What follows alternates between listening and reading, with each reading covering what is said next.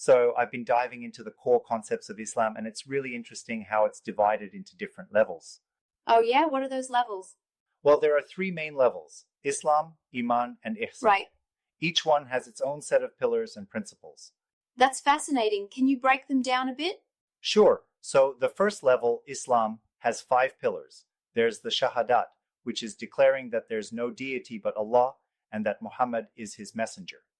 Then there's establishing prayer, giving zakat, fasting during Ramadan, and making the pilgrimage to Mecca if one is able. Okay, I knew about the 5 pillars, but I didn't realize they were specifically the pillars of Islam as a level. Exactly. And then the second level, Iman, relates to faith and belief. It has 6 pillars: belief in Allah, His angels, His books, His messengers, the last day, and divine destiny, both good and bad. Wait, so Iman is more about what's internal, like beliefs, right? Yes, precisely. It's about the inner conviction. And then there's Ihsan, the highest level. It's about worshiping Allah as if you see Him, and even if you don't see Him, knowing that He sees you.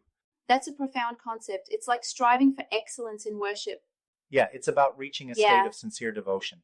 But isn't that a bit idealistic? I mean, can anyone really achieve that level consistently?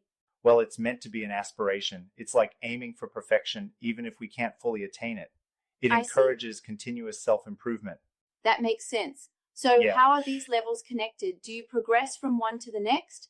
In a way, yes. Right. You start with Islam by performing the outward actions, then deepen your faith with Iman, and ultimately strive for Ihsan in your worship. It's like building a foundation and then adding layers to enrich it. Exactly. And each level brings you closer to a complete understanding and practice of the faith. That's really insightful. So, does the text mention anything about how to cultivate Ihsan? It emphasizes being constantly aware of Allah's presence. So, in every action, you remind yourself that He's watching, which naturally enhances the sincerity and quality of your worship. I can see how that would impact a person's daily life, not just their prayers. Definitely. It's about integrating that consciousness into everything you do. You know, it's interesting how these concepts are interconnected, but I wonder, how do these levels address personal struggles with faith? Well, they provide a framework. Okay.